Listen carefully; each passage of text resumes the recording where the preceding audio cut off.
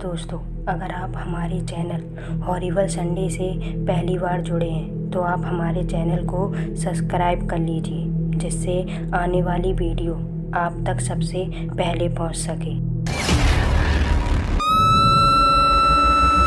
रितिका और प्रिया कॉलेज से ही बहुत अच्छी दोस्त थी।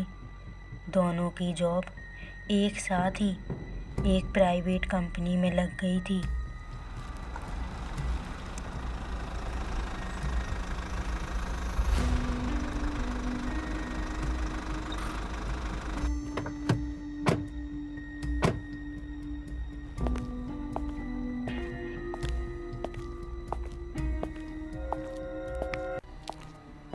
फाइनली यार, किराए पर घर मिल ही गया। कंपनी से थोड़ी ही दूर दोनों ने एक मकान किराए पर ले लिया था। घर बहुत बड़ा था। पूरे घर में रितिका और प्रिया अकेली ही रहती थी। घर के बाकी कमरे खाली थे। एक शाम दोनों किचन में खाना बना रही थी। अचानक बाहर से किसी के चलने की आवाज़ सुनाई दी। इस वक्त कौन है? प्रिया, देख तो जाकर।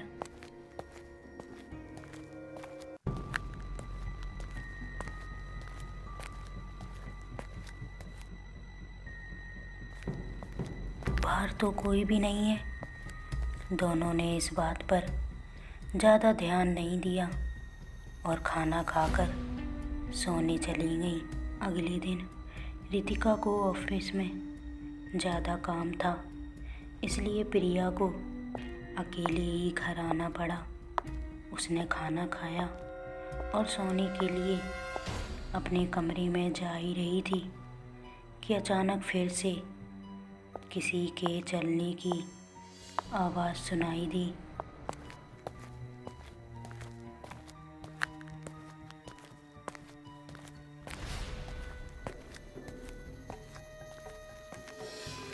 सामने रितिका को देखकर प्रिया ने कहा, बड़ी जल्दी काम खत्म हो गया। लेकिन रितिका ने उसकी बात का कोई जवाब नहीं दिया और सीधे जाकर बेड पर लेट गई। प्रिया को अजीब लगा। शायद काम की वजह से थक गई हो गई।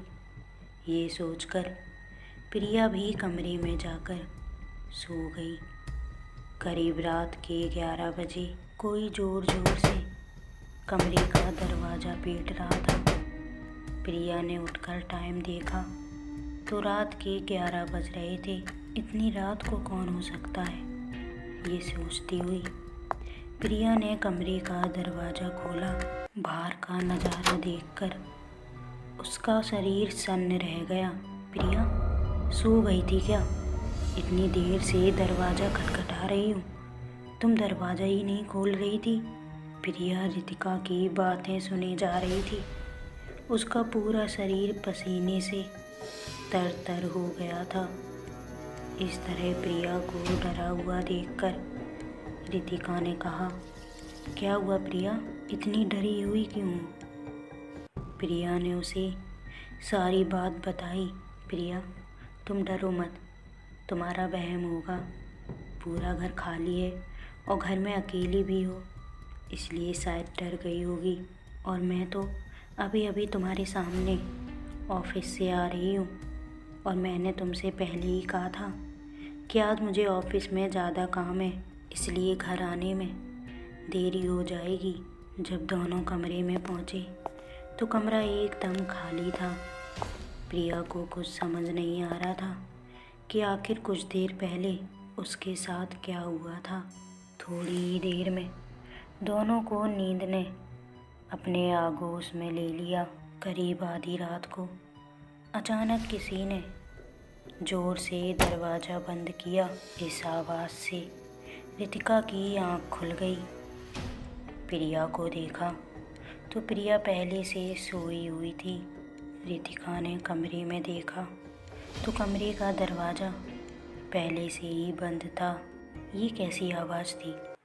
घर में तो हमारे अलावा और कोई नहीं है।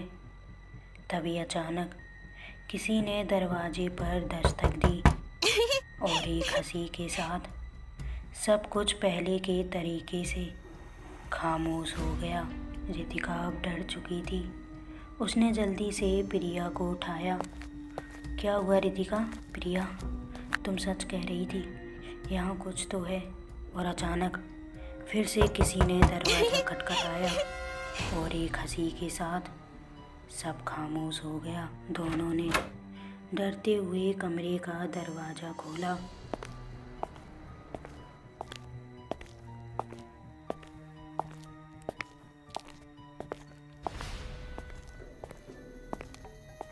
कॉरिडोर में एकदम सन्नाटा फैला हुआ था।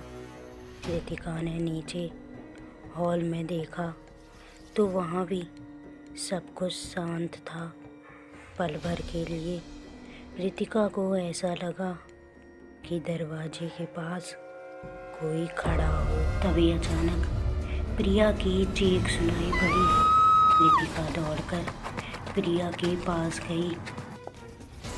क्या हुआ प्रिया? तुम चीखी क्यों? वो वहाँ कोई लड़की खड़ी थी। रितिका ने जब देखा तो वहाँ कोई नहीं था। लेकिन वहाँ तो कोई नहीं है। रितिका धीरे धीरे उस कमरे की तरफ अपने कदम बढ़ा रही थी कि तभी अचानक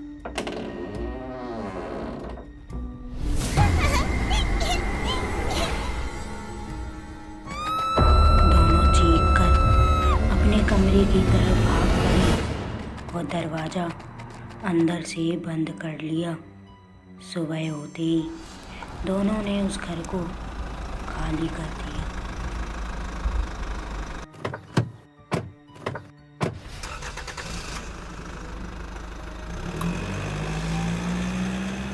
आसपास के लोगों से पता चला कि कुछ महीने पहले इस घर में एक औरत रहने आई थी। उसकी 6 साल की एक बेटी थी। अचानक एक दिन छत पर खेलने के दौरान उसका पैर फिसला और वो ज़मीन पर आ गिरी और उसकी वहीं पर मौत हो गई। उसकी माँ इस सदमे को बर्दाश्त नहीं कर पाई और कुछ दिनों बाद उसने उसी घर में खुदकुशी कर ली। तब से उन माँ बेटी की आत्मा इसी घर में भटकती है।